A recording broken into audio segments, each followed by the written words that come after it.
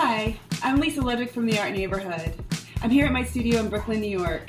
I am so excited to be part of the I Have a Voice Festival this year, and I can't wait to see you at the Action Figure Workshop, where we'll be creating action figures of ourselves using found objects.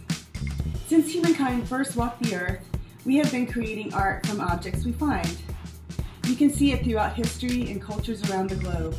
In my artwork, it allows me to recycle and reclaim litter and debris, giving a second life to the materials. So before I see you, gather and hunt for those special found objects that speak to you.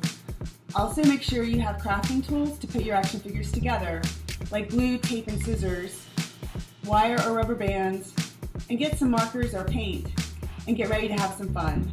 We need someone like you in our community with your special qualities and superpowers. You will stand out in the art neighborhood. Be sure to register for the workshop, and I'll see you later. Here's a quick tip. Have cardboard ready for the workshop.